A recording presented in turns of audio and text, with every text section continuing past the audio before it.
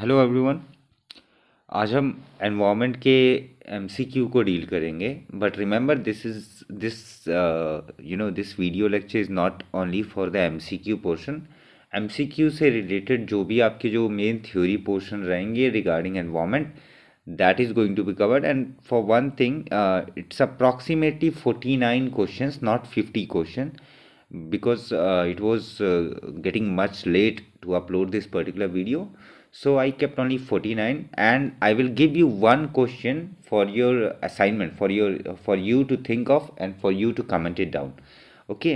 So first of all मैं ये clear कर देता हूँ कि ये केवल और केवल एमसीक्यू की क्लास नहीं रहेगी। It will be like both MCQ as well as theory portion also.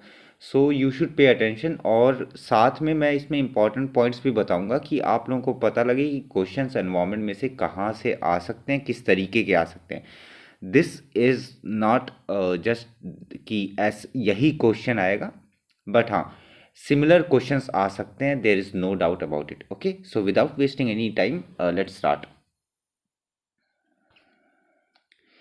Okay, so consider the following statement about Green Rising Initiative. Green Rising Initiative. Okay, it is a joint initiative between India and WMO, World Meteorological Organization. Okay, the second statement is mobilize millions of young people worldwide encouraging activities. Which statement is or are correct? One only, two only, both or none? So ये आपका question है। सबसे पहले आपको जानना क्या ज़रूरी है, this green rising initiative has been in the news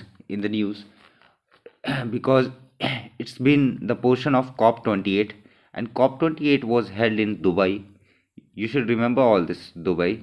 Okay, and this green rising initiative is a collaboration between India as well as UNICEF. Means India and not WMO but UNICEF. अब इसका full form तो मुझे बताने की ज़रूरत नहीं, UNICEF क्या है।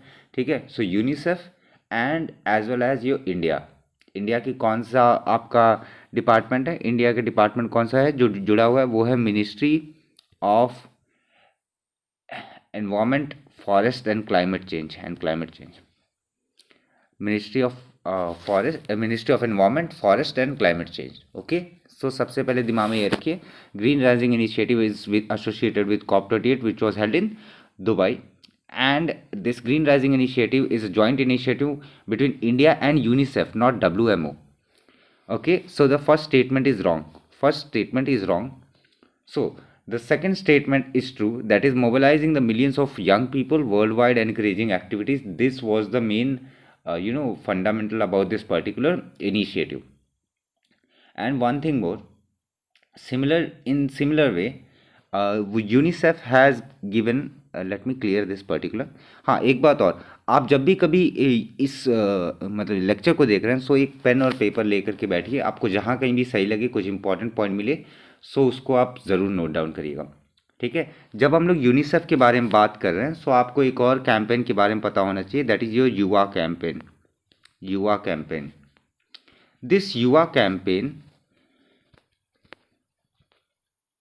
is associated with India and UNICEF again, and it was launched in India by November 1, 2019. It is older, no doubt, but still you have to remember it. Okay, in a similar way, Generation Unlimited called युवा in India a global multi-sector and multi-stakeholder alliance.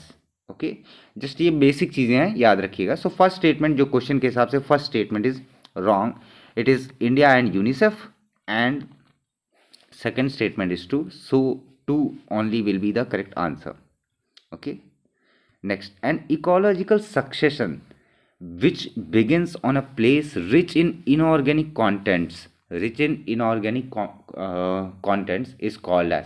But before proceeding कि इसका answer क्या होगा, हम लोग को पता होना चाहिए कि इकोलॉजिकल सक्सेशन होता क्या। Okay, ecological succession is nothing but a succession मतलब क्या होता है, पहले कुछ और था, अभी कुछ और है। पहले कुछ और था, अभी कुछ और है। मतलब कुछ देखे होंगे कि कुछ रॉक्स होते हैं जो पहले ऐसे रखे हुए रहते हैं, ठीक है, पहले होते हैं, उसके बाद उसके ऊपर ग्रीनरी ग्रीनरी डिपॉजिट होती चली जाती है, then it becomes like pure algae thing, and then after that there are some shrubs, herbs which started growing on that particular portion.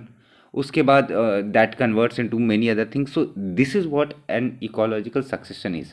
Okay, so ecological succession में क्या है कि it is a natural process where this particular start portion, the locality becomes, ये English में जा रहा हूँ मुझे पता है, लेकिन जो लोग हिंदी से एसोसिएटेड हैं वो लोग रिलेट कर पाएंगे कि एक लोकेलिटी में है, ठीक है, उसको धीरे धीरे करके एक कम्युनिटी ऑफ प्लांट घेर लेती है, उसको हम क्या कहते हैं, इकोलॉजिकल सक्सेशन कहते हैं.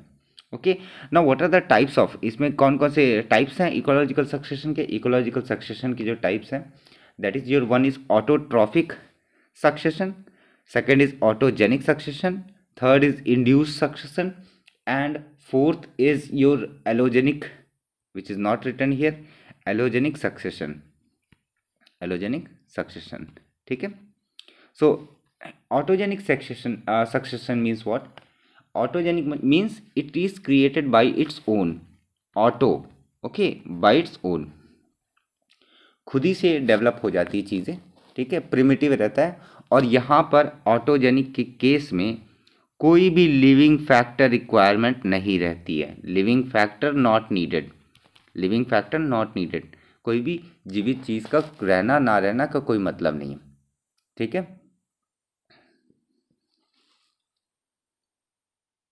ओके. देखा जाए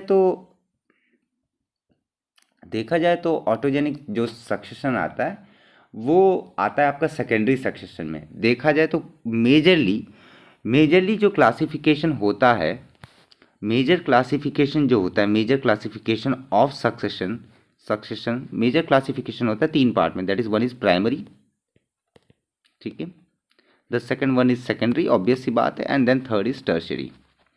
प्राइमरी में क्या होता है कि कोई भी फैक्टर रहता नहीं है. सेकेंडरी में क्या रहता है कि there is some living matter present. इसमें कोई भी सक्सेशन मतलब कोई भी आपका लिविंग नहीं रहेगा, लेकिन इसमें लिविंग रहेगा. थर्ड में भी लिविंग रहता ही है, ठीक है. सो अब ऑटोजेनिक के बारे में हम लोग बात करते हैं. ऑटोजेनिक मतलब सेल्फ होता है, ठीक है. एंड वन थिंग मोर कि इसमें बायोटिक कंपोनेंट्स इंक्लूड होते हैं. किसमें? ऑटोजेनिक में. याद रखिएगा बायोटिक कंपोनेंट्स इंक्लूड होते हैं. अब मैं बायोटिक एक्सप्लेन नहीं करूँगा, बायोटिक अबायोटिक आप लोग बायोलॉजी पढ़ रहे होंगे, सो आप लोगों को पता होगा. सो इसमें बायोटिक कंपोनेंट इंक्लूड होता है. किसमें? ऑटोजेनिक सक्सेशन में. ओके. ऑटोट्रॉफिक सक्सेशन में आपका क्या होता है? ऑटोट्रॉफिक सक्सेशन में इनऑर्गेनिक कंटेंट्स होते हैं स्टार्टिंग फेज में. सो ऑटोट्रॉफिक सक्सेशन में कौन सा रहेगा? इनऑर्गेनिक. सो इसका आंसर तो पता चल गया कि बी है. इसका आंसर पता लग गया कि बी है. बट हाँ, हम लोग को जानना जरूरी कि इंड्यूस सक्सेशन क्या होता है. Induce succession is basically a man made process. Induce succession मतलब man made process. Man made का एग्जाम्पल क्या हो जाएगा? जैसे कि कोई ज़मीन पड़ी हुई है, उस ज़मीन पे हम लोग फसल उगाते हैं, ठीक है. This is an induce succession, ठीक है. This is induce succession. Next is also called as allogenic succession. Allogenic succession में क्या होगा? एलोजेनिक जो मैंने लिखा था पहले आप लोगों के लिए, एलोजेनिक यहाँ ऊपर लिख देता हूँ. एलोजेनिक सक्सेशन में क्या होगा? एलोजेनिक सक्सेशन में आपका अबायोटिक फैक्टर्स मेनली रिस्पॉन्सिबल रहेंगे. अबायोटिक फैक्टर्स रिस्पॉन्सिबल रहेंगे. ये जनरली कहाँ पर होगा? जहाँ पर वॉल्केनिक चेंजेस होंगे, जहाँ पर क्लाइमेट चेंज वगैरह ज़्यादा होगा, वहाँ पर आपका एलोजेनिक सक्सेशन होगा, ठीक है. बाकी और भी डिफरेंट टाइप के होते हैं. हेट्रोट्रॉफिक सक्सेशन भी होते हैं, रेट्रोग्रेसिव सक्सेशन भी होते हैं. सो अभी के लिए बस इतना जानिए. हेट्रोट्रॉफिक में क्या होगा कि फंगाई से रिलेट करेगा, ठीक है. बस इतना ही जानिए, ज़्यादा इतना डेप्थ में अभी जाने का टाइम नहीं है ऑनेस्टली. तो याद रखिएगा, ऑटोजेनिक में क्या होता है? सेल्फ होता है. इट मीन्स व्हाट कि यहाँ पर कौन सा इंक्लूड होता है? Biotic factors are there. Autotrophic में inorganic contents are there. Induce succession man made होता है. एलोजेनिक में अबायोटिक फैक्टर होता है. This are the things which you must remember. Arrange the following social ecological movement in correct order. Aarey movement in Mumbai, Chipko movement, Narmada Bachao Andolan and जंगल बचाओ आंदोलन. अब देखिए, ऐसा क्वेश्चन आने के कम चांसेस रहते हैं, लेकिन आपको थोड़ा बहुत पता होना चाहिए कि इन्वायरमेंट का बेसिक्स वगैरह कहाँ पर था, ठीक है. सो सबसे पहला जो शुरू हुआ था वो था Chipko movement, it was in 1970 and कहाँ पर शुरुआत हुआ था, उत्तराखंड में, 1970 उत्तराखंड में, ठीक है। जंगल बचाओ आंदोलन 1970 के बाद हुआ था, आफ्टर 1970, ठीक है। और कहाँ हुआ था, बिहार में हुआ था, बिहार अभी जो झारखंड है सिंहभूम में हुआ था, ठीक है। नेक्स्ट इज नर्मदा बचाओ आंदोलन, नर्मदा बचाओ आंदोलन 1980 में हुआ था, 1980, and RA was in 2010, RA movement was in 2010, जहाँ पर कार शेड वगैरह का बनने का था, जिसको लेकर के काफ़ी ज़्यादा न्यूज़ भी थी। सो इसके हिसाब से अगर देखेंगे it is answer will be B D C A, answer will be B D C A. इसमें कुछ ज़्यादा एक्सप्लेन नहीं करना था, सो मैं एक्सप्लेन नहीं करूँगा, okay. Now global warming can lead to which of the following natural disaster, global warming की वजह से कौन सा नेचुरल डिजास्टर आ सकता है, ठीक है। अब देखिए ग्लोबल वार्मिंग क्या है, टेम्परेचर का राइज होना, एंड व्हेन देयर, जब कभी टेम्परेचर का राइज हो, ग्लोबल वार्मिंग क्या होता है, टेम्परेचर का बढ़ना। और अगर टेम्परेचर बढ़ेगा तो क्या क्या होने के चांसेस रहते हैं, अगर टेम्परेचर बढ़ेगा, सो देखिए अगर आप ऑप्शंस भी देखेंगे, अगर केवल और केवल ऑप्शंस देखेंगे, सो यहाँ पर देख सकते हैं ड्रॉट, फ्लड एंड स्टॉर्म, ये एक्सटर्नल होते हैं, लेकिन अर्थक्वेक कहाँ से आता है, इंटरनली आता है ना। When two tectonics plate strikes each other, जब दो टेक्टोनिक प्लेट आपस में टकराएंगी तो अर्थक्वेक आता है। सो ये this is internally, it means कि अगर टेम्परेचर बढ़ेगा सूखा बढ़ेगा, बिल्कुल बढ़ेगा। There may be a chances कि because of that a flood may occur, storm also may occur, so B is not the answer, ये हटा दीजिए, ये हटा दीजिए। अब बचता है ए सी डी, ए बी सी, ये भी हटा दीजिए, बी तो रहेगा नहीं, correct answer will be A C D, A C D, okay. Project tiger was started, and this is really important question, मैं प्रोजेक्ट टाइगर के बारे में भी आप लोगों को बता दूंगा ताकि आप लोग का प्रोजेक्ट टाइगर के साथ में चीज़ें कनेक्ट हो पाए, ठीक है। प्रोजेक्ट टाइगर को डिटेल में डिस्कस करेंगे, तो आप प्लीज़ मेक श्योर करिए पेन पेंसिल वगैरह ले करके बैठिए, okay. So project tiger was started in 1973, यहाँ पर डॉट्स आ रहा है, सॉरी फॉर दिस, इसको consider A B C and D, okay. Project tiger के अंतर्गत में अभी तक 53 टाइगर रिजर्व है, जहाँ तक मेरी नॉलेज है, क्या पता अपडेट हुआ हो, मुझे जहाँ तक पता था 2023 के एंड तक में आपके मतलब 2023 के मिड तक में 53 tiger reserve was there. Kindly check, मैं वापस से कहूँगा, इंस्टेड ऑफ ब्लेमिंग मी कि सर 54 हो गए या something, make sure to check, okay, make sure to check, okay. So 53 tiger reserve है, जहाँ पर आपको ये चीज़ पता होनी चाहिए कि प्रोजेक्ट टाइगर स्टार्ट किसने किया था सबसे पहले, it was started by NTCA, national tiger conservation authority, and WII, okay, WII। अब इसमें कुछ कुछ चीज़ें आपको ध्यान में रखनी है, जैसे कि यहाँ पर सबसे ज़्यादा टाइगर कहाँ पाए जाएंगे, सबसे maximum tiger, maximum number of tiger, maximum number किस स्टेट में, MP में पाए जाएंगे, मध्य प्रदेश में, मध्य प्रदेश में मैक्सिमम। एंड लीस्ट नंबर में देखेंगे टॉप 3 में, पहले मध्य प्रदेश है, उसके बाद आपका महाराष्ट्र है, and then after that Karnataka है। Remember this sequence is also important, first is Madhya Pradesh, second is Maharashtra, third is Karnataka. Next, there are few tiger reserves जहाँ पर कोई भी टाइगर बचा हुआ नहीं है, there are few tiger reserves जहाँ पर कोई भी टाइगर बचा हुआ नहीं, कौन कौन से, जहाँ पर जीरो हैं, that is your, one is your बक्सा। अब इसकी लोकेशन आप लोग मैप में देखेंगे तो आप लोगों के लिए बेनिफिशियल रहेगा, I am not going to spoon feed you because you are all adult children, ठीक है, आप सब लोग अडल्ट हो चुके हैं, so I am not going to Buxa. Second is your Palamau, and third is your Dampa, ठीक है। यहाँ पर कोई भी टाइगर बचा हुआ नहीं है, बचा हुआ नहीं है। अब इतना ही नहीं, यहाँ पर टाइगर के बारे में आपको एक और चीज़ जानना ज़रूरी है कि यहाँ पर कुछ इनिशिएटिव किए गए ताकि टाइगर की जो हंटिंग वगैरह है उन सबको रोका जा सके और इम्प्रूवमेंट किया जा सके और उनके हैबिटेट को और ज़्यादा सुरक्षित बनाया जा सके। इसके लिए एक ऐप लॉन्च किया गया था, वो था M-Stripes app, mobile stripes app, ठीक है। तो जस्ट टू जियो टैग किया गया कौन सा टाइगर कहाँ पर आता है, वहाँ पर जाकर जियो टैग वगैरह की फ़ोटो लेना, something like that. It's so M stripe is related with geo tag and it is related with your tiger. Okay. Second thing, आपको एक और चीज़ रिमेंबर रखना है, कैट रैट. कैट रैट करके, cat rat, it is not I, CATRAT.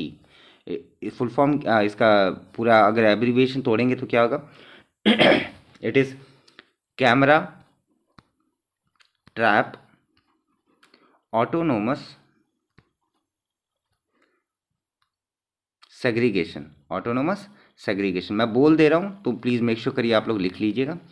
So these all things are associated with your tiger. Okay. याद रखिएगा, project tiger was started in the year 1973 first thing. उसके बाद क्या किसने start किया था, WII and NTCA ने मिलकर के स्टार्ट किया था. Okay okay okay. So moving on ahead, when is the world wild life week is observe. When is the world wild life week is observe. अब वाइल्ड लाइफ वीक कब मनाया गया, ये होता है आपका वर्ल्ड वाइल्ड लाइफ वीक जो है, ये आपका हमेशा होता है first week of October. First week of October. So यहाँ पर इसको नहीं छोड़ना है कभी भी. जानते हैं एनवायरनमेंट हो गया और आपका इकोनॉमी हो गया, ऐसे करके जो आपके डायनामिक हैं सब्जेक्ट्स, वहाँ पर आपको करंट अफेयर्स के साथ लिंकअप में चलेंगे तो आप ज़्यादा प्रॉफिटेबल रहते हैं. ठीक है, क्योंकि ये फर्स्ट वीक ऑफ अक्टूबर में हुआ है. सो यू मस्ट रिमेंबर कि थीम क्या था. थीम क्या था कि कौन से ईयर का, ऑब्वियस सी बात है 2023 का. थीम क्या था, थीम था partnership for wild life conservation. याद रखिएगा थीम को. सो इसी क्वेश्चन के साथ में मैं आप लोगों को एक और प्लस पॉइंट दूँ, जितने भी आपके एसोसिएटेड वे में जो मनाए जाते हैं, वर्ल्ड वेटलैंड डे हो गया, वर्ल्ड एनवायरनमेंट डे हो गया, ठीक है, और उसके बाद आपका वाटर कंजर्वेशन डे हो गया, ये सब जो important days related with environment जो भी हैं, आपको वो कब मनाए जाते हैं एंड साथ में उसका थीम क्या है, you must remember. Okay. So कब मनाया जाता है, first week of October. Okay. Stockholm Convention on POP. Stockholm Convention on POP was signed on. Now, what is this POP? POP is not plaster of Paris. POP is persistent organic pollutant. Okay. So persistent organic pollutant जो थे, ये इसके regarding में, ताकि इनको कम किया जा सके और ह्यूमन हेल्थ के ऊपर जो बुरा असर पड़ रहा है उसको कम किया जा सके. It was signed in the year 2001. 2001 में साइन किया गया था, but it was implemented in the year of 2004. ठीक है. अब इसको यहीं पर नहीं छोड़ना है, साथ में आपको कहाँ पर ध्यान देना है कि स्टॉकहोम कन्वेंशन के साथ में बेसल कन्वेंशन किसके रिगार्डिंग में था, basal convention was associated with your hazardous waste. Okay. Next, Rotterdam Convention.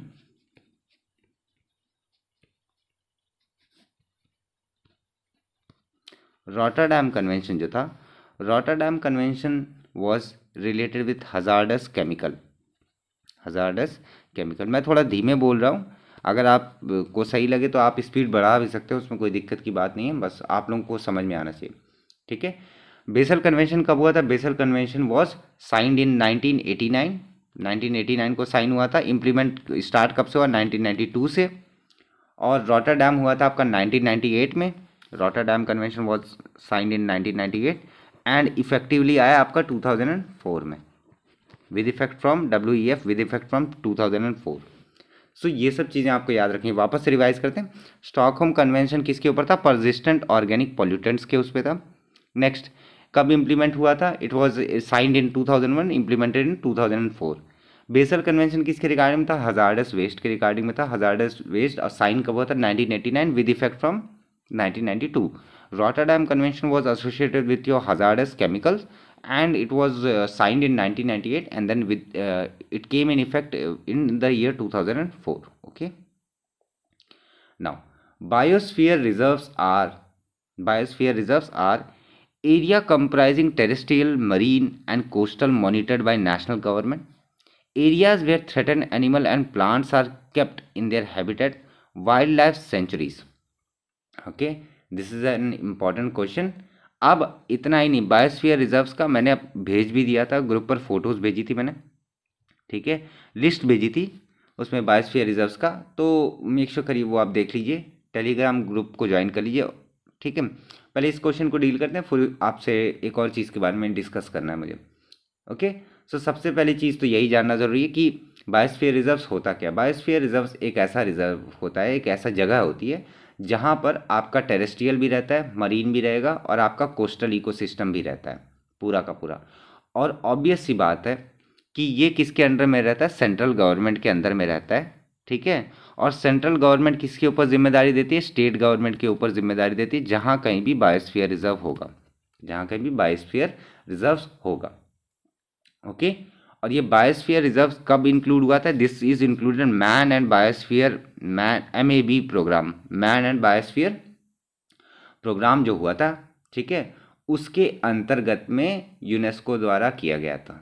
ठीक है, प्रोग्राम जो हुआ था उसमें यूनेस्को द्वारा किया गया था, याद रखिएगा, मैन एंड बायोस्फीयर प्रोग्राम के अंतर्गत में हुआ था.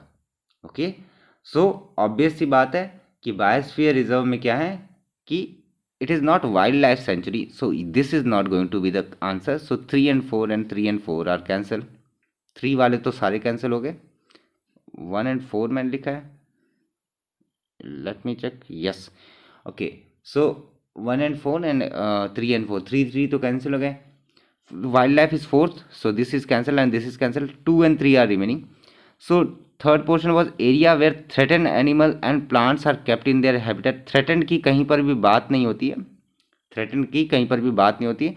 सो 3 वाला ये भी पोर्शन चला जाएगा. Correct answer will B 1 and 2. Answer will B 1 and 2. अभी इसको यहीं पर नहीं छोड़ेंगे, थोड़ा सा और डिटेल में डिस्कस करेंगे ताकि आप लोगों को थोड़ा बहुत आइडिया हो जाए बफर आपका बायोस्फीयर रिजर्व्स के बारे में. ठीक है, ना बायोस्फीयर रिजर्व्स में आपके 3 जोन होते हैं, आपको पता होना चाहिए. One is your core zone, this is your core zone.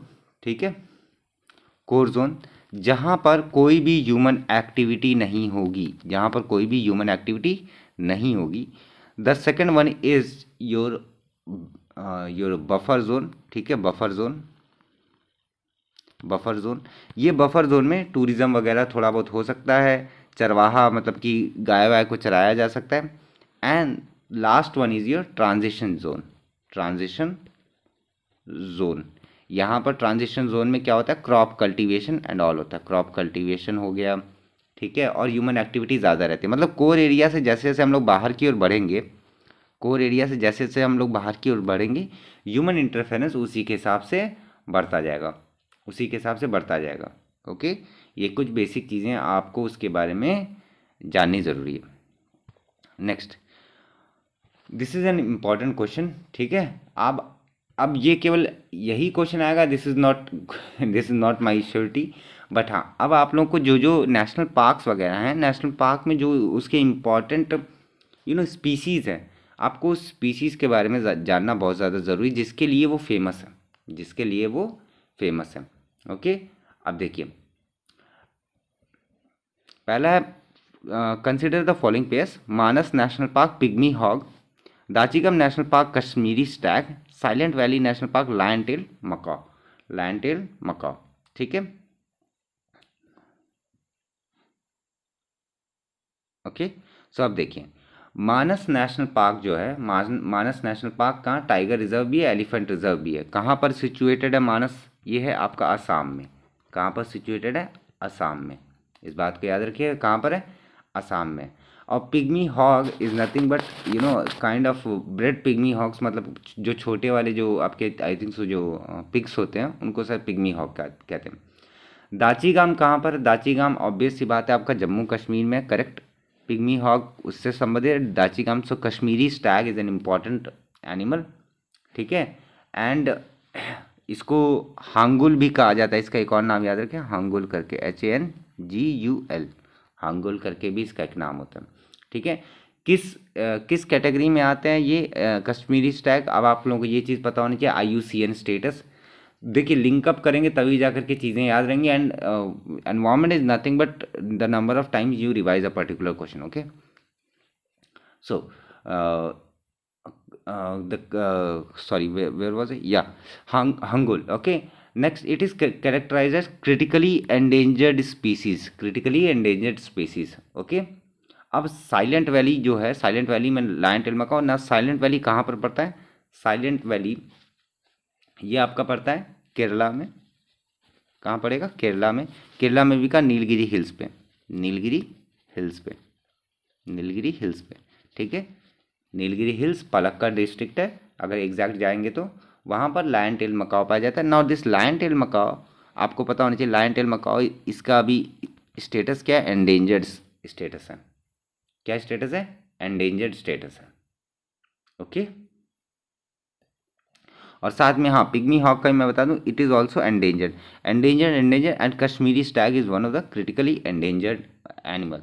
Okay, हाँ, तो एक बात आप लोगों को बतानी थी कि जैसे कि कुछ लोग पूछ रहे थे, कुछ लोग बोल रहे थे कि स्टैंडर्ड सैम्पल पेपर्स वगैरह आ चुके हैं ऑनलाइन, उसके हिसाब से मैं पेपर सेट करूं, but honestly I am not the right person to do so. Okay, so it will be best कि देखिए लिंक आपको डिस्क्रिप्शन में मिल जाएगा टेक्स्ट बुक का, और नीचे मैंने कोड भी दे रखा है जहाँ से आप मैक्सिमम आपको डिस्काउंट वगैरह मिल सकता है। Use that particular code. ठीक है, और वहाँ पर आप सेक्शन वाइज भी आप दीजिए, टेस्ट दीजिए। आप अभी से टेस्ट देना शुरू कर दिए ज़्यादा से ज़्यादा, सेक्शन वाइज भी दीजिए, चैप्टर वाइज भी दीजिए, एंड देन मॉक टेस्ट भी दीजिए। That text book has it will cost you around like 300 और समथिंग लाइक दैट, ज़्यादा नहीं पड़ेगा। ये सेम कोड यूज़ करेंगे तो ज़्यादा नहीं पड़ेगा, 1 ईयर का आपको पास मिल जाएगा। और CSIR SO ASO के लिए यहाँ पर एक अपना खुद का एक स्टैंडर्ड टेस्ट सीरीज पहले से बना हुआ है। So I am not going to waste your time or my time in designing this particular paper for this particular examination. Okay, okay, यही आपको इन्फॉर्मेशन देनी थी। Use that particular code which is given in the description itself. Okay, चलिए आगे बढ़ते हैं। Which among the following is known as secondary pollutant in the atmosphere? Now this is an important question. आपको पता होना चाहिए प्राइमरी कौन सा है, देन आपको पता होना चाहिए क्या कि आपका सेकेंडरी पॉल्यूटेंट कौन सा है। ओके, सो देखिए सेकेंडरी पॉल्यूटेंट जो होता है एक सेकेंड,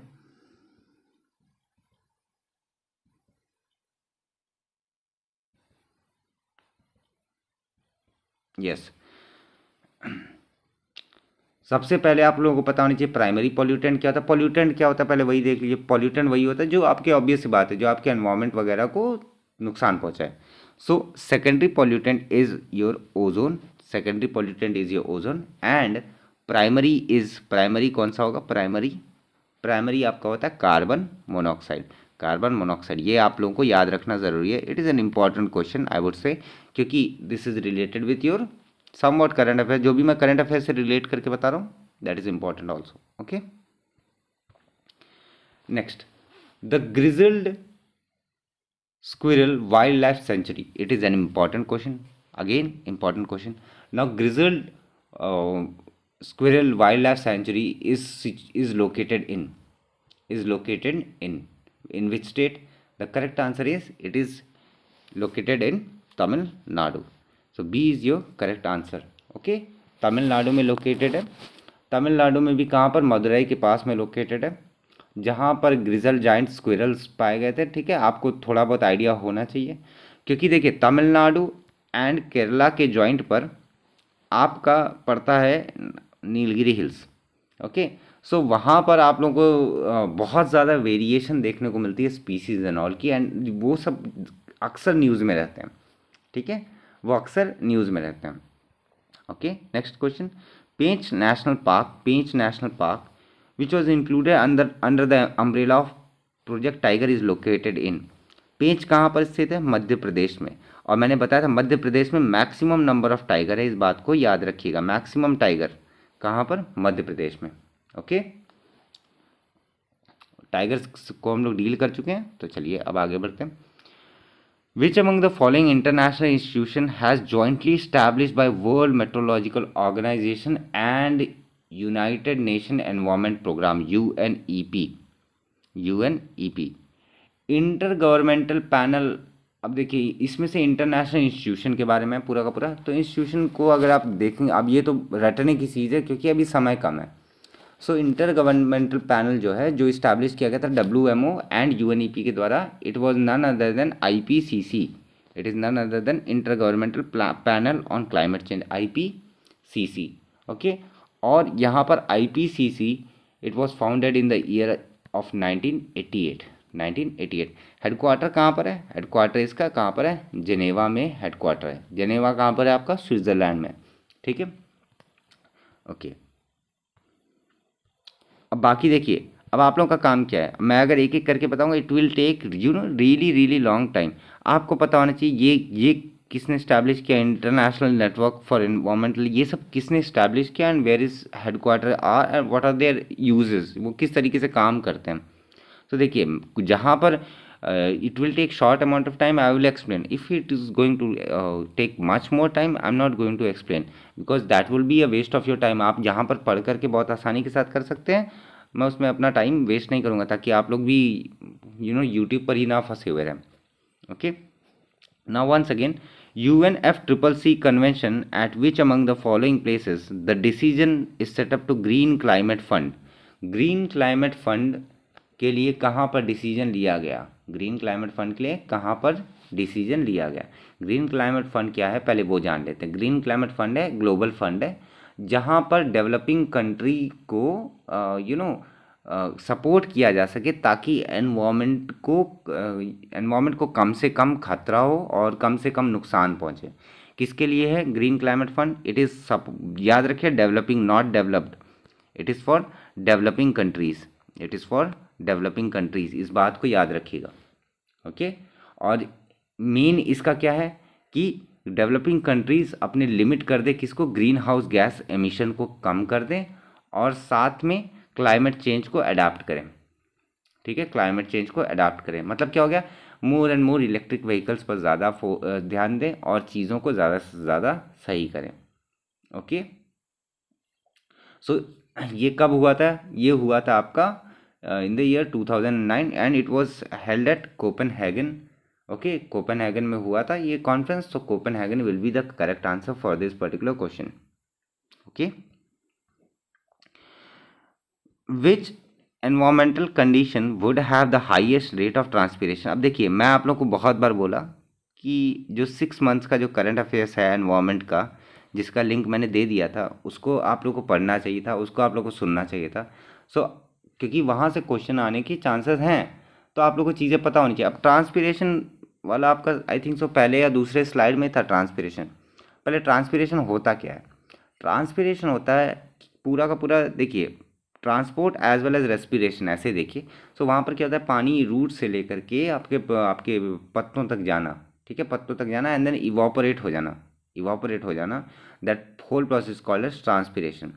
सो मतलब क्या हो गया, जो ट्रांसपीरेशन रहेगा वो कब ज़्यादा होगा? ये तब ज़्यादा होगा when ever there is a climate of hot and dry. The climate will be hot and dry, इस बात को याद रखिएगा। And one thing more, a question for you, what is the ideal condition? ठीक है, ideal condition for due formation. What is the ideal condition for dew formation? This question is for you. It may be asked in science section also. There is no worry about it. But हाँ, आपको पता होना चाहिए ideal condition for due formation क्या होता है। Due मतलब ओस का फॉर्मेशन का आइडियल कंडीशन क्या होता है। Now next, which one of the following groups of animal belong to the category of endangered species? Endangered species में कौन कौन से आते हैं? देखिए, यहाँ से आपका थोड़ा बहुत डाउट एकदम क्लियर हो जाएगा। ठीक है, अब आते हैं, देखिए, सबसे पहले तो देखिए, स्नो लेपर्ड एंडेंजर्ड है। ओके, एशियन ब्लैक बियर, आप नोट करते जाइएगा, वल्नरेबल है। ठीक है, हिमालयन पाम सिवेट, या कुछ लोग किवेट भी बोलेंगे। ठीक है, this is least concern. And western hoolock gibbon, ठीक है, वेस्टर्न हुलुक गिबन ये आपका किस में आता है, ये आपका एंडेंजर्ड में आता है। वापस से स्नो लेपर्ड किस में, एंडेंजर्ड में। Olive ridley turtle is your vulnerable. घड़ियाल, घड़ियाल आपको ही पता होगा किस में होगा, ठीक है, घड़ियाल के बारे में क्या ही पता है, वो तो है ही। इंडियन राइनोसरस, इंडियन राइनोसरस के बारे में बात करेंगे तो क्या है, वो वल्नरेबल है, वल्नरेबल है। Snow leopard endangered. Red panda की बात करेंगे तो रेड पांडा किस में है, red panda is also endangered. Western hoolock gibbon हमने देखा endangered. Golden langur is also endangered. So correct endangered species पूछा गया था, endangered species will be this. No pygmy hog, pygmy hog मैंने कुछ देर पहले आप लोगों को बताया, पिग्मी हॉग किससे कनेक्टेड है, आप कमेंट करके बताइएगा, मैंने अभी जस्ट आप लोगों को पिग्मी हॉग के बारे में बताया। Red panda once again it is vulnerable, golden langur endangered and Indian star tortoise will be your least concern, will be your least concern. ऐसे करके लिस्ट बना लीजिएगा, मैं बहुत आराम से बताया हूँ। सो लिस्ट ज़रूर बना लीजिएगा, डोंट डिपेंड ऑन एनीवन। आप एक पेपर लेकर के बैठिए, लिखते चले जाइए, it will be much more beneficial for you in the examination. Now in which of the following region of India are the most likely come across the golden langur in its natural habitat, in its natural habitat। Golden langur अभी अभी कुछ देर पहले हम लोगों ने देखा, golden langur is which, it is your endangered species. पहले बात तो ये क्लियर, गोल्डन लंगूर किस में आएगा, एंडेंजर्ड स्पीसीज में आएगा ना। गोल्डन लंगूर जो होता है ये जनरली पाया कहाँ पर जाता है, ये जनरली पाया जाता है हिमालय के फुटहिल्स पे पाया जाता है। कहाँ पर पाया जाता है, हिमालयन रेंज में पाया जाता है, ठीक है। मेनली किस में पाया जाएगा, this is in your north eastern, ठीक है, नॉर्थ ईस्ट इंडिया में पाया जाता है, नॉर्थ ईस्ट इंडिया में पाया जाता है, ठीक है, parts of north east India. Next, Moran Hugrijan is famous for, Moran Hugrijan is famous for. Now this is also a tricky question, but हाँ it is important question, so इसको छोड़ नहीं सकते हैं। So it is nothing but an oil field, it is nothing but an oil field. अब आप लोगों को कुछ चीज़ें पता होनी चाहिए, India's first food mega park कहाँ पर है, वाटर एयरडोम कहाँ पर है, सोलर फर्स्ट सब आपको सबका पता होना चाहिए। This is also an assignment for you. So ये जो पूरा का पूरा जो लेक्चर रहेगा, this is not just for you know MCQ solve हो गया, इट इज़ ABCD और समथिंग लाइक दैट, ये आपका पूरा का पूरा रहेगा। नाउ ऑयल फील्ड के बारे में अगर बात करें, it is located in, Moran Hugrijan is located in Assam, okay, Assam. And एक जगह है नाहरकटिया, नाहरकटिया के पास में है ये, नाहरकटिया के पास में है ये।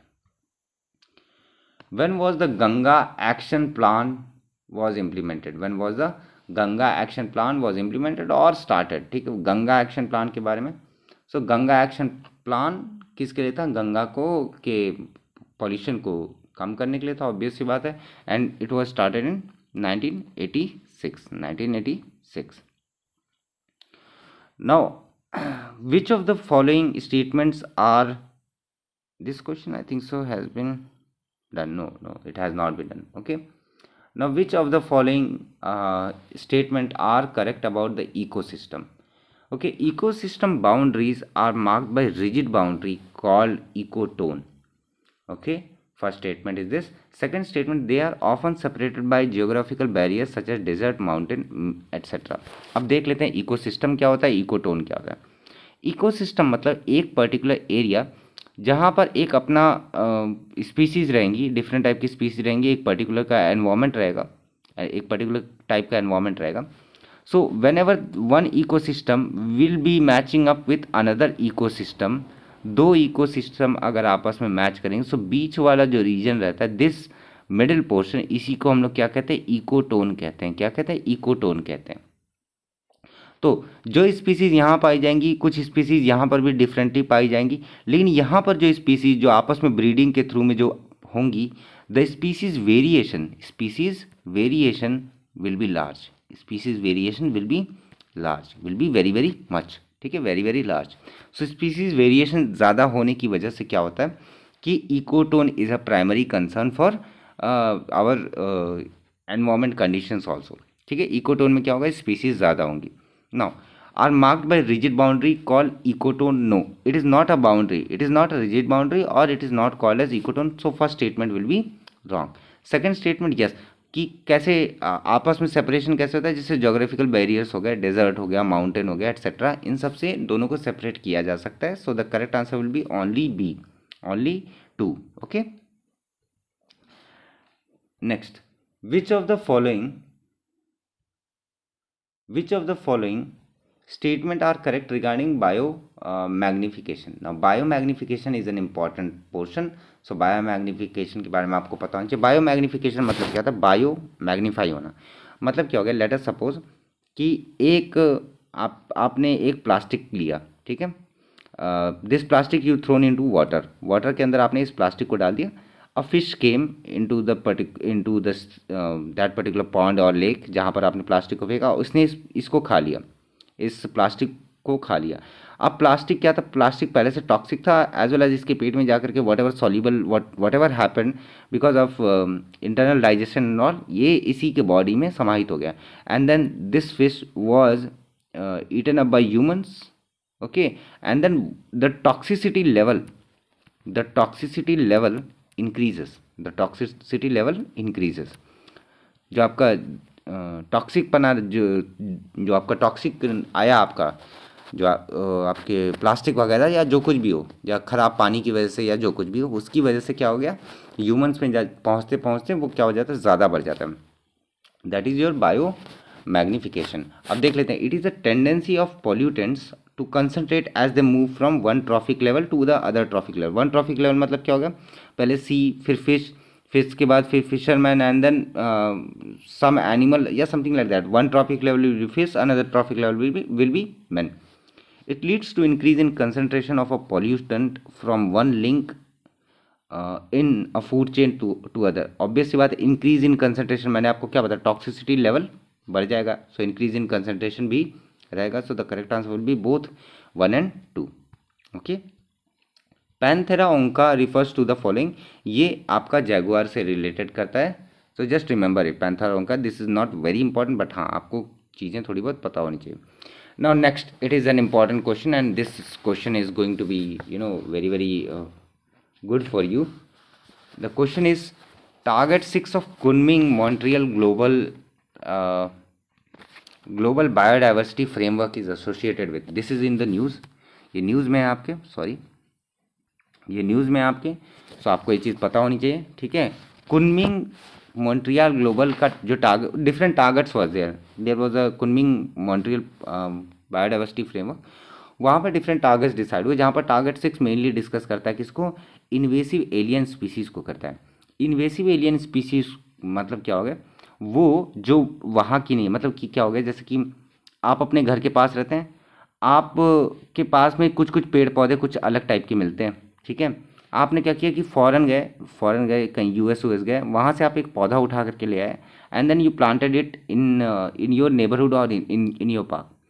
तो जिसकी वजह से क्या होगा? इसके अंदर की जो वैरायटी रहेगी वो क्या होगी? बहुत ज़्यादा डिफरेंट रहेगी. डिफरेंट टाइप का एनवायरनमेंट की नीड करेगी, डिफरेंट वाटर लेवल का नीड करेगी. बिकॉज ऑफ दैट क्या होगा कि ये आ करके या तो जो बची हुई जो फसलें रहेंगी उसको ख़राब करना शुरू कर देंगी, या it will be like deteriorating your environment को कम करना शुरू कर देंगे. मतलब उसके जो सस्टेनेबिलिटी रहेगी उसको कम करना शुरू कर देगी. ऐसे स्पीसीज़ को हम लोग कहते हैं इन्वेसिव एलियन स्पीसीज़. सो यही पहले आप लोगों ने देखा होगा वाइट कलर के पेड़ यहाँ पर बहुत ज़्यादा लगे हैं. क्या कहते हैं उसको? यूकलिप्टस कहते हैं, है ना. उसकी स्पेलिंग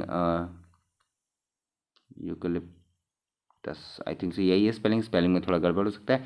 यूकलिप्टस कौन सा था? वाइट कलर के जो वाइट रंग के जो पेड़ होते हैं, आपने देखा होगा, आई थिंक सो. वो क्या थे? उसको फॉरेन से ले आया गया था, आई थिंक सो ऑस्ट्रेलिया से ले आया गया था. बिकॉज ऑफ दैट क्या हो गया था कि जो इंडिया की जो ground water level got reduced, and eucalyptus is nothing but an invasive alien species. Similar way में इसमें कुछ नाम याद रखिए. वाटर हायासिंथ, ठीक है. ये सब भी क्या है? इन्वेसिव एलियन स्पीसीज में आते हैं, जो कि क्या करते हैं? आपकी जो सस्टेनेबिलिटी रहती है उसको कम कर देते हैं. ओके. Now symbiotic association. अब सिम्बायोटिक एसोसिएशन मतलब क्या होता है? पहले ये चीज़ समझिए. ऐसा एसोसिएशन जहाँ पर दोनों को फ़ायदा हो. कुछ इस तरीके का एसोसिएशन जो होता है वो होता है सिम्बायोटिक एसोसिएशन. याद रखिए, जहाँ पर दोनों को फ़ायदा हो. और जहाँ पर दोनों को फ़ायदा हो उसको हम लोग क्या कहते हैं? उसको हम लोग कहते हैं म्यूचुअलिज्म. क्या कहते हैं? म्यूचुअलिज्म कहते हैं, ठीक है, म्यूचुअलिज्म कहते हैं। म्यूचुअलिज्म वगैरह ये सब वर्ड कहाँ आते हैं, ये इंटरेक्शन में आते हैं। म्यूचुअलिज्म में क्या होगा, दोनों को फ़ायदा होगा। सो सिम्बायोटिक एसोसिएशन जो आपका अलगी एंड फंगी के बीच में होता है, या कुछ लोग अलगाई एंड फंगाई भी बोलते हैं, this is called as lichen, ठीक है, this is called as lichen. कुछ लोग लीचन भी बोलते हैं, बट हाँ लाइकन मैं बोलूँगा, लाइकन, ठीक है। Next, fungi and root system के बीच में जो सिम्बायोटिक एसोसिएशन होता है, फंगाई एंड रूट सिस्टम के बीच में, इसको हम लोग कहते हैं माइकोराइजा। कुछ लोग राइजिया भी बोलते हैं, बट हाँ जो भी हो, माइकोरिजिया, ये बात याद रखें। अलगा एंड फंगी के बीच को लाइकन कहेंगे, and then mycorrhiza. So the correct answer will be both A and B. The correct answer will be both A and B. So अगर आपने प्लस प्लस जान लिया है, सो आप लोगों को कुछ चीज़ें और जानने की ज़रूरत है।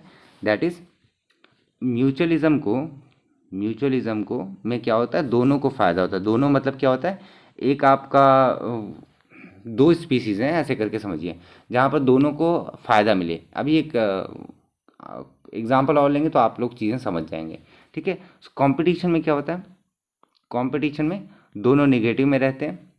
प्रेडेशन में एक पॉजिटिव में रहता है, दूसरा नेगेटिव में रहता है। पैरासिटिज्म में ऑब्वियस सी बात है, एक पॉजिटिव में रहेगा, दूसरा नेगेटिव में रहेगा। देन कमेंसलिज्म में एक प्लस में रहेगा, दूसरा न्यूट्रल रहता है। एंड एमेंसलिज्म में, याद रखिए दोनों लास्ट बहुत इंपॉर्टेंट है, एमेंसलिज्म में एक नेगेटिव में रहता है, दूसरा न्यूट्रल रहता है। नाउ एक मतलब क्या हो गया, मतलब ये हो गया कि इंटरैक्शन कैसा है स्पीसीज़ के बीच का, इंटरैक्शन कैसा है स्पीसीज़ के बीच का, किस तरीके का है। जैसे लेट अस कंसीडर पैरासिटिज्म। सो यहाँ पर क्या है, अगर पैरासाइट है, पैरासाइट कहाँ पर लग गया, मान लीजिए किसी एक जानवर के उसमें लग गया, ठीक है, पैरासाइट कहाँ जाकर के, एक जानवर के उसमें जाकर के लग गया। अब इससे क्या हो रहा है, इससे पैरासाइट को तो फ़ायदा मिल रहा है, न्यूट्रिएंट्स वगैरह मिल रहा है, लेकिन क्या जानवर को फ़ायदा मिल रहा है, नहीं, जानवर को क्या हो रहा है, नुकसान हो रहा है। सो दैट्स वाई नेगेटिव, एक को पॉजिटिव, दूसरे को नेगेटिव, ओके। कमेंसलिज्म में क्या होगा, एक पॉजिटिव होगा और दूसरे को फ़र्क नहीं पड़ेगा, ओके। प्रेडेटर में भी क्या होता है, जो खा लेते हैं, है ना, तो वहाँ पर क्या होता है, प्रेडेटर में क्या होगा, जिसने जिसको खाया वो पॉजिटिव, और जो मर गया उसका तो ऑब्वियस सी बात है नेगेटिव, ठीक है। ऐसे ही करके इंटरेक्शन होते हैं वेरियस स्पीसीज़ के, that is called as interaction. So mutualism के कॉन्सेप्ट में ही क्या एसोसिएटेड होता है, symbiotic association. And symbiotic association algae and fungi, वापस से रिवाइज करते हैं, अलगी एंड फंगी को हम लोग क्या कहते हैं, लाइकन कहते हैं, and fungi and root system को हम लोग क्या कहते हैं, माइकोराइजिया कहते हैं। यह बात याद रखिएगा। पैरासिटिज्म में मैंने आप लोगों को बताया क्या होता है, एक पॉजिटिव रहता है, एक दूसरा नेगेटिव रहता है, ये चीज़ें याद रखिएगा। ना लाइकन इज मैं डील कर चुका हूँ, क्या है, it is between algae and fungi, okay. ना mic stand for, this is an important, ठीक है, माइक स्टैंड फॉर मॉनिटरिंग। अच्छा इसमें डी मैंने लिखा ही नहीं, कोई बात नहीं, आंसर तो यही है। पहला ये आपका आंसर है, that is your monitoring the illegal killing of elephant. So elephant से रिलेट में आपको कुछ चीज़ें और पता होनी चाहिए, जो कि बहुत इंपॉर्टेंट है, नाउ जो आपका एलिफेंट है, ठीक है, एलिफेंट फर्स्ट ऑफ ऑल आपको लोगों को पता होनी चाहिए कि दो तरीके के एलिफेंट होते हैं। One is your Asiatic elephant, ठीक है, another one is your Africa based elephant. So देखा जाए तो इसमें काफ़ी सारी चीज़ें भी हैं इंक्लूडेड। इसमें आप लोगों को याद क्या रखना है, कुछ चीज़ें और, जैसे कि project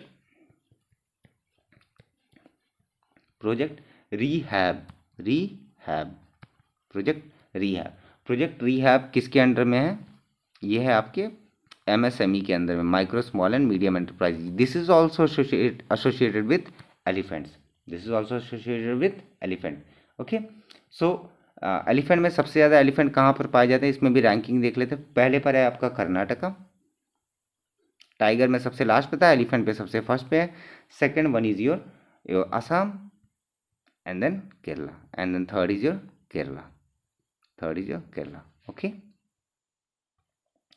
According to World Wildlife Fund, how many threats are there to biodiversity? Okay, according to World Wildlife Fund, how many threats are there. Now there are, world wild life fund के हिसाब से उन्होंने क्या किया है, उन्होंने जो threats biodiversity को है दैट इज नथिंग बट 6। अब ये 6 कौन कौन से ये भी देख लीजिए। One is your agriculture, second is your hunting, third is your logging, fourth is your pollution, fifth is your invasive species, and then climate change is your sixth portion, okay, ये बात याद रखिएगा। Wuhan declaration is associated with wetland conservation, याद रखिएगा, it is an important, it is very very important. Wuhan declaration is associated with your आपका wetland, okay, it is associated with wetland. ये कब आया था, ये पूरा का पूरा ये हुआ था आपका COP 14 में, याद रखिएगा कब हुआ था, COP 14 में COP 14 कब हुआ था, ये हुआ था 2022 को, ओके, और कहाँ पर हुआ था, वुहान में हुआ था, ओके। सो ये चीज़ें कुछ चीज़ें आप याद रखिएगा। विच of the following has inverted pyramid, now this is an important question. Inverted pyramid, ऐसे क्वेश्चंस आने के तो कम चांसेस हैं, बट क्या होता है कि these are your very very basic topic, मतलब ये एकदम जो बेसिक्स ऑफ एनवायरनमेंट रहता है वहाँ पर आता है। जैसे आपका आ गया है कि ऐसे क्वेश्चन कि इन्वर्टेड पिरामिड किसके होते हैं, नॉर्मल पिरामिड किसके होते हैं, स्ट्रेट पिरामिड किसके होते हैं। तो अभी वो पिरामिड वाला पोर्शन देखते हैं ताकि आप लोगों को चीज़ें पता हो जाए कि कैसे क्या होता है, okay. Now these pyramids are nothing but these are not the basic pyramid. जैसे आपका पिरामिड गीज़ा पिरामिड है, it is your ecological pyramid. कौन सा ये, इकोलॉजिकल पिरामिड, ना इकोलॉजिकल पिरामिड को क्लासीफाई कैसे किया जाता है, क्लासिफिकेशन जो होता है, पहला होता है आपका pyramid of number,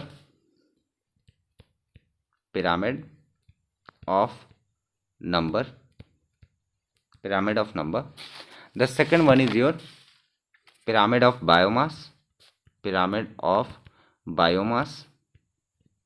the third one is your pyramid of energy. अब ये इन्वर्टेड पिरामिड और उसका क्या है, पिरामिड कुछ इस तरीके से रहेगा, this is your straight pyramid, okay. Inverted pyramid मतलब कुछ इस तरीके से, इन्वर्टेड पिरामिड कैसे रहेगा, कुछ इस तरीके से, ओके। सो याद रखिएगा पिरामिड ऑफ एनर्जी जो है ये हमेशा ऐसे रहेगा, पिरामिड ऑफ एनर्जी हमेशा कैसे रहेगा, ऐसे रहेगा। मतलब क्या हो गया, मतलब ये हो गया कि फ्लो ऑफ एनर्जी जो रहेगी वो किसकी, फ्लो ऑफ एनर्जी के बारे में बात हो रही, pyramid of energy. So energy जो सबसे जैसे नीचे क्या हो गया, ग्रास हो गया, ग्रास के बाद हो गया आपका ग्रास होपर हो गया, ठीक है, ग्रास होपर के बाद आपका आ गया ये स्नेक आ गया, स्नेक के बाद आपके ऊपर ऐसे जो स्पीसीज की जो बढ़ते जाते हैं, तो एनर्जी क्या होती है, ऊपर से नीचे घटती चली जाती है, ठीक है, वन डायरेक्शन में ही फ्लो ऑफ एनर्जी होगी। नेक्स्ट पिरामिड ऑफ, अगर बात करें बायोमास की, तो बायोमास का क्या होता है, जैसे बायोमास हो गया, बायोमास में कौन कौन आ जाएंगे, कार्निवोर, हार्बीवोर, ये सब आ जाएंगे। सो ये क्या होता है, जब एक्वेटिक की बारी आती है तो इन्वर्टेड होता है, याद रखिए एक्वेटिक की बारी आती है तो इन्वर्टेड पिरामिड बनता है, ठीक है, जहाँ पर सबसे ऊपर रहेगा कार्निवोर, उसके बाद रहेगा हर्बीवोर, एंड देन उसके बाद रहेगा प्रोड्यूसर, ठीक है, उसके बाद रहेगा प्रोड्यूसर। ऑब्वियस सी बात है, एक्वेटिक में क्या है, एक्वेटिक में सबसे ज़्यादा क्या होंगे, मछलियाँ होंगी, देर आर जो प्रोड्यूसर्स रहेंगे वो कम होंगे, ठीक है। So that is your pyramid of energy. अब पिरामिड ऑफ नंबर मतलब क्या हो गया, पिरामिड ऑफ नंबर, ये दोनों इसमें इन्वर्टेड भी मिलेंगे आपको और इसमें स्ट्रेट भी मिलेंगे, ओके, याद रखिए दोनों मिलेंगे, तो इतना कंफ्यूज नहीं होना है। ना यूट्रोफिकेशन मतलब क्या होता है, न्यूट्रिएंट डेफिशिएंसी। यूट्रोफिकेशन मतलब क्या होता है, जैसे कि मान लीजिए कि आपने कोई अपना गाँव वाँव में कोई तालाब वालाब देखा होगा जहाँ पर ऊपर ग्रीन कलर की ऐसे अलगाई जम जाती है, क्या जम जाता है, ग्रीन कलर की ऐसे अलगाई जम जाती है ना। इससे क्या हो रहा है, इससे इसकी न्यूट्रिएंट इतनी बढ़ गई है, किसकी न्यूट्रिएंट, सॉरी मैंने कुछ गलत बोल दिया, लगता तो यही है, एक सेकंड दीजिए, just a moment, let me check this particular thing, कुछ गलत बता दूं वो सही नहीं होता।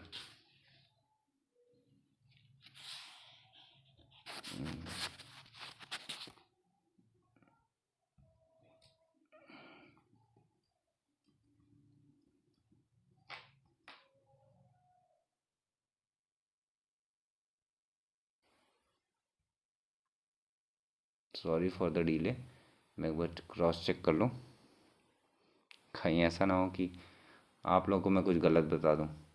यस सॉरी, मैंने डेफिशिएंसी पे टिक लगाया, एनरिचमेंट, मैं वहीं पर डाउट में आ गया था। Okay, it is nothing but nutrient enrichment. क्या होता है? न्यूट्रिएंट एनरिचमेंट होता है। तो मतलब क्या हो गया, ये जो एल्गाई हुआ ऊपर, इसकी वजह से क्या होगा, न्यूट्रिएंट इतना ज़्यादा बढ़ जाएगा, इतना ज़्यादा बढ़ जाएगा कि जो बायोलॉजिकल ऑक्सीजन डिमांड जो रहेगी वो क्या होगी, बढ़ जाएगी। ऑब्वियस सी बात है कि वहाँ के जो फिश वगैरह रहेंगे उनको ज़्यादा अमाउंट ऑफ खाना मिलेगा, लेकिन क्या होगी, सनलाइट जो रहेगी, sunlight will get reduced. Amount of sunlight जो नीचे पहुँचनी चाहिए, जो आपके फिशेज और प्लांट्स, फाइटोप्लैंक्टन्स वगैरह के पास जो पहुँचनी चाहिए, वो क्या हो जाएंगी, कम हो जाएंगी। जिसकी वजह से क्या होगा, ऑक्सीजन जो रहेगा, ऑक्सीजन की जो मात्रा रहेगी वो कम हो जाएगी, लेकिन बायोलॉजिकल ऑक्सीजन डिमांड जो रहेगा वो बढ़ जाएगा। सो न्यूट्रिएंट एनरिचमेंट को ही हम लोग क्या कहते हैं, यूट्रोफिकेशन कहते हैं। Okay, next, when is the world wetland day is observed? This is an important question. When is the world wetland day is observed? Okay, the correct answer is 2nd of February. 2nd of February. एक second दीजिए।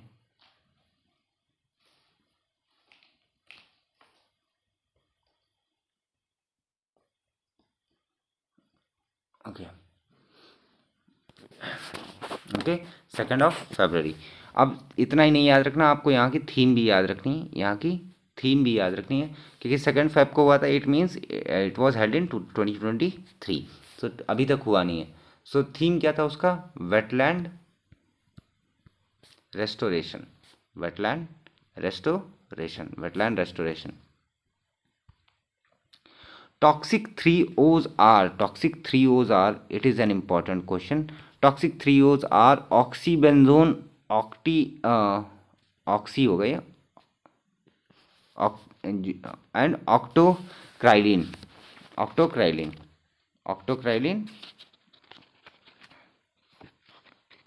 just give me a moment. Yes. Okay, the correct answer will be this: octinoxate, octocrylene and oxybenzone. This will be the toxic 3O's.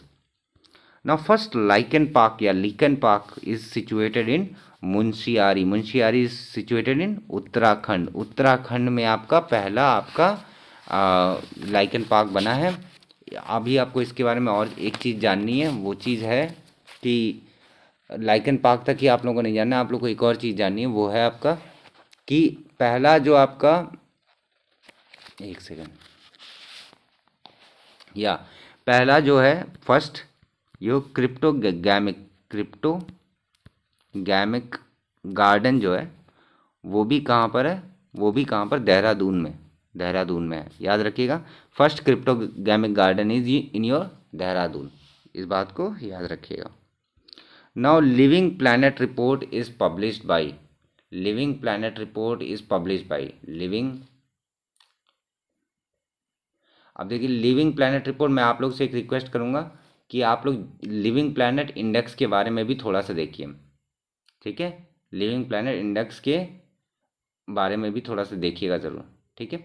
So living planet report was published by your world wild life forum, world wild life forum. और ये कब होता है, ये हर 2 साल में होता है। It is a biennial, biennial नहीं, हाँ ठीक है, तो 2 साल में एक बार होता है। Okay, pin valley national park is situated इन, अब यहाँ पर बहुत इंपॉर्टेंट क्वेश्चन है, this is very very important question. Pin valley आपका कहाँ पर सिचुएटेड है, अब इसी के साथ में थोड़ा बहुत हम लोग डील करेंगे कि बाकी और कहाँ कहाँ पर है, थोड़े आपके नेशनल पार्क्स को डील करेंगे, ठीक है। सो याद रखिएगा, पिन वैली जो सिचुएटेड है that is situated in your Himachal Pradesh, that is situated in Himachal Pradesh. तो हिमाचल प्रदेश के कुछ और देख लेते हैं। हिमाचल प्रदेश में जो आपकी और नेशनल पार्क हैं that is your Inder Kila national park, Inder Kila national park, Khir Ganga national park, Khir Ganga national park and Simbalbara national park, ठीक है। और एक है great Himalayan national park, great Himalayan national park. ये आपका हो गया हिमाचल प्रदेश का। आंध्र प्रदेश की बात करेंगे, आंध्र प्रदेश में आपका जो है जो सबसे फेमस है that is your Shri Venkateswara national park. Okay. Arunachal Pradesh में आपका आ जाता है, अरुणाचल प्रदेश में नाम याद रखें, नामदफा। कई बार डायरेक्ट क्वेश्चन आ सकता है कि ये वाला नेशनल पार्क किस स्टेट में सिचुएटेड है। Namdapha as well as Mouling, MOULING, Mouling national park. Okay, बढ़िया। Now consider the following statement. The first statement is some microorganism can grow in environment with temperature above boiling point of water. Some microorganism can grow in environment with a temperature below freezing point of water. Some microorganism can grow in highly acidic environment. So correct answer क्या है? Yes, all three statements are true. All three statements are true. कुछ कुछ ऐसे micro होते हैं जो कि temperature में बदलाव हुआ है तब भी वो झेल जाते हैं, और साथ में आपके बिलो फ्रीजिंग पॉइंट भी चला जाए तब भी वो झेल लेते हैं। और हाईली एसिडिक एनवायरनमेंट में रहे तब भी वो चीज़ें सर्वाइव कर ले जाते हैं। हाईली एसिडिक एनवायरनमेंट में रहे तब भी वो सर्वाइव कर जाते हैं। अब यहाँ पर इस चीज़ को नहीं छोड़ेंगे, थोड़ा सा और जाएंगे कि इसके नाम क्या क्या हैं। ठीक है। जो आपका एलिवेटेड टेम्परेचर पर जो बॉइलिंग पॉइंट पर तक जो सर्वाइव कर सकता है उसके ऊपर भी these are called thermophiles. Okay. Next, cold condition के लिए जो है, कोल्ड के लिए कौन सा है, कोल्ड के लिए वर्ड क्या है, कोल्ड के लिए क्रायोफिल्स या फाइल्स, क्रायोफाइल्स। ओके। और एसिडिक के लिए क्या है, एसिडोफाइल्स। एसिडिक के लिए नेचर के लिए क्या है, acidophile. Okay. Montreal protocol is associated with, this is going to be a very very important question. Montreal protocol is associated with, Montreal protocol किससे संबंधित है? Montreal protocol आपका संबंधित है किससे? Reducing the production consumption of ozone depletion substances, of ozone depletion substances। ये आपका किससे है? Montreal protocol. इस बात को याद रखिएगा। ठीक है, इसमें और तो कुछ ऐसा जानने वाला है नहीं।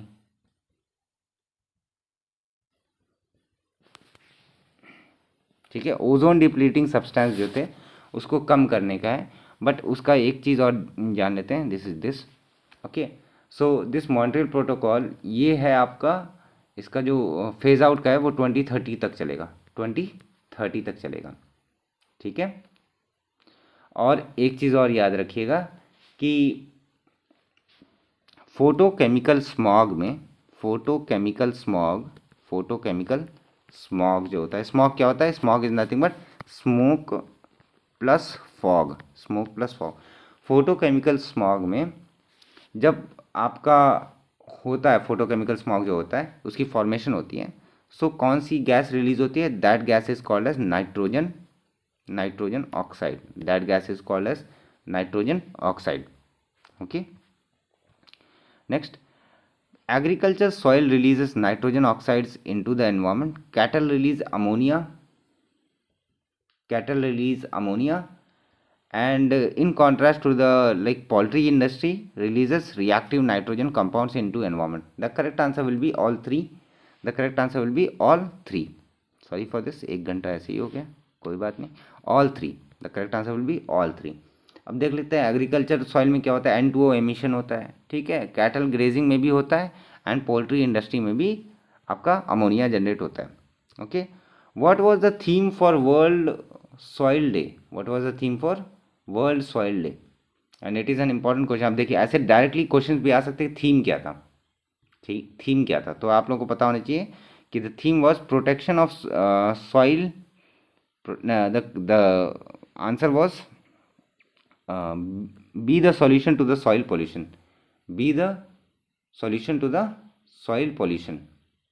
Okay, be the solution to the soil pollution. Next question.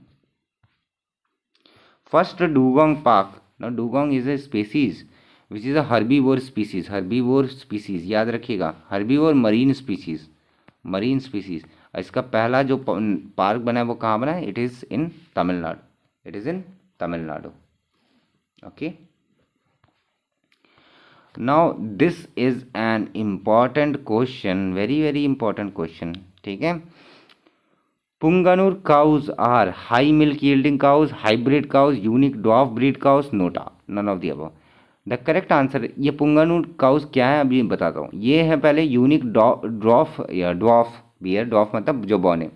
ना ये अभी रिसेंट में आपने देखा होगा कि मोदी जी ने फ़ोटोज़ खिंचवाई थी इनके साथ में.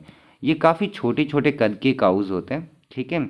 इसमें ज़्यादा इनमें नहीं होता. एक पर्टिकुलर साइंटिस्ट, इंडियन साइंटिस्ट ने इस बात को कहा कि पहले पुराणों में जो गाय रहती थी वो घर के अंदर तक आ जाती थी और घर के अंदर इनको बढ़िया पालने और बढ़िया दिखती हैं, बढ़िया प्यार से रहती भी, और कुछ अमाउंट ऑफ मिल्क भी प्रोड्यूस करती हैं. So it is basically in the place Andhra Pradesh. इस बात को याद रखिए, Andhra Pradesh.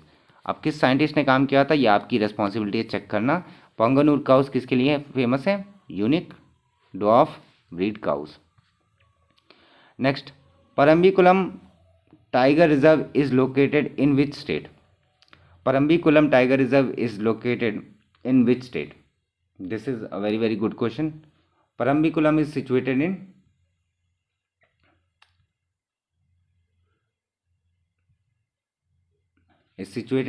your Kerala. Is situated in your Kerala. The correct answer is your Kerala. ठीक है. The correct answer is Kerala. अब वापस से वही बात आ जाती कि टाइगर रिजर्व्स के बारे में. सो टाइगर रिजर्व्स हम लोग डील कर चुके हैं. I am not going to deal it again. The largest tiger reserve पूछा गया. क्या पूछा गया? लार्जेस्ट पूछा गया, नॉट मैक्सिमम टाइगर यहाँ पर पूछेगा. क्वेश्चन को बहुत ध्यान से पढ़िएगा. मैक्सिमम टाइगर रिजर्व पूछा जाता तो आप बताते कि maximum tiger reserve are found in Madhya Pradesh. But largest tiger reserve जो है that is Nagarjuna Sagar Srisailam. This is situated in Andhra Pradesh. The correct answer is Andhra Pradesh. Okay. What is the status of snow leopard in IUCN? I have dealt with it. Snow leopard अभी कुछ देर पहले हमने बात किया था. स्नो लेपर्ड का स्टेटस क्या है तो वो आप कमेंट करिएगा इस क्वेश्चन के आंसर को, क्योंकि यह अभी जस्ट कुछ देर पहले डील हुआ है. तो आप कितनी मेमोरी रिटेंशन है मैं भी देखना चाहूँगा कि कितना आपकी मेमोरी रिटेंशन है. ठीक है. नेक्स्ट, पाला wetland is situated in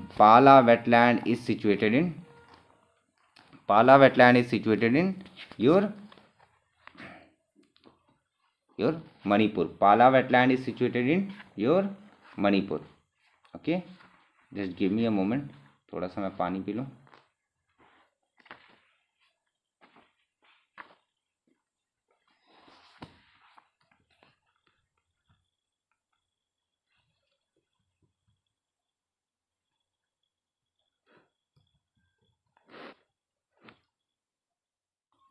Sorry. The Pala wetland is situated in your Mizoram. Pala wetland is situated in Mizoram. Okay. Simba is associated with. Now once again very important question. Simba is associated with. Now what is Simba? Simba is an initiative by our government of India. Okay. सिम्बा का full form क्या है पहले वो भी देख लेते हैं. सिम्बा का फुल फॉर्म है software with intelligent marking based identification of Asiatic lion. So correct answer will be Asiatic lion. हाथी मेरे साथी is a campaign launched by. Obvious सी बात है, हाथी मेरे साथी किससे एसोसिएटेड होगा? एलिफेंट से. So this is launched by Ministry of Environment and Forest and Climate Change and WII, okay, to improve the elephant population को बढ़िया करने के लिए। Keibul Lamjao national park, very very important question, बहुत बार पूछा गया है, it is very very important question. ठीक है, कीबुल लामजाओ नेशनल पार्क कहाँ पर सिचुएटेड है? कीबुल लामजाओ नेशनल पार्क कहाँ पर सिचुएटेड है? जो लोग भी अभी तक मेरे साथ बने हुए हैं, पहले प्लीज़ मेक श्योर करिए कि प्लीज़ सब like this particular video. Okay, so Keibul Lamjao national park is situated इन मणिपुर। ये क्यों फेमस है? क्योंकि यहाँ पर क्या होता है, ये है आपका लोकटक लेक भी है यहाँ पर, लोकटक लेक भी है यहाँ पर। पहली चीज़, लोकटक लेक का स्पेशलिटी क्या है? It is largest fresh water lake, largest fresh water lake. कहाँ का? फ्रेश वाटर लेक कहाँ का? ये नॉर्थ ईस्ट का लार्जेस्ट फ्रेश वाटर लेक, पहली चीज़। दूसरी चीज़, इसी कीबुल लामजाओ नेशनल पार्क की बात करें, यहाँ पर एल्स डियर पाया जाता है, एल्स डियर, या यूँ करिए संगाई डियर पाया जाता है, संगाई डियर पाया जाता है। ओके, सो और इसकी एक खास बात क्या है, यहाँ पर फुंडीज पाए जाते हैं। फुंडीज मतलब फ्लोटिंग आपके फॉरेस्ट, फ्लोटिंग फॉरेस्ट कह लीजिए। ठीक है, तो यहाँ पर फुंडीज आते हैं। ठीक है, फ्लोटिंग प्लांट मटेरियल। ठीक है, Phundis, PHUNDIS, Phundis. Okay, and this particular Phundis has been declared as Ramsar wetland site. मैंने वेटलैंड का भेजा था, आई होप बाकी लोगों ने देखा होगा। टेलीग्राम चैनल पे आपको लिंक मिल जाएगा, लिंक डिस्क्रिप्शन में मिल जाएगा, मेक श्योर करिए ज्वाइन कर लीजिएगा। Wild life conservation bond is associated with your rhino bonds, जो कि राइनो की प्रोटेक्शन के लिए बॉन्ड को बनाया गया है। ठीक है, ताकि अवेयरनेस वगैरह बढ़ सके। So these are all 49 question, but as I told you earlier, 50वां क्वेश्चन मैं अपनी तरफ से दूंगा। सो एक बहुत इंपॉर्टेंट क्वेश्चन है। Okay, let me just write it down for you.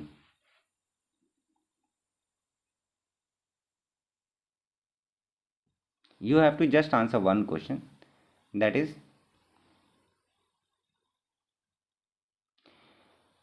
मैं ऑप्शन नहीं दूंगा इसका।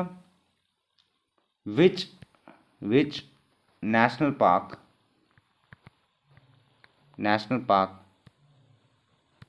is known as mini Kaziranga national park. Okay, which national park is known as mini Kaziranga Park? This is your 50th question. This is going to be a 50th question. ठीक है, so thank you so much for watching. Please make sure to like this particular video and comment your views. Okay, as well as if you are new to my channel, please make sure to subscribe it. Whatever your requirements are, please make sure to comment it down. ठीक है, क्योंकि समय कम बचा है, I would say revise as much as you possible. Revise करिए, practice करिए from text book app के लिए ज़्यादा से ज़्यादा डिस्काउंट के लिए आप लिंक डिस्क्रिप्शन में कोड दे रखा है, कॉपी करिए, यूज़ करिए, you will get a lot of benefit from text book, that is one thing. और साथ में अगर कोई भी डाउट है कमेंट करिए, लाइक ज़रूर करिएगा, because your likes and comments are the biggest feedback and motivation for me. So since it takes a lot of time to particularly build this particular PPT and then gather knowledge from all around, so that's why your like and comment will be much more appreciated. Okay, thank you so much for watching. Have a very good day, have a very happy preparation. Jai Hind, Jai Bharat.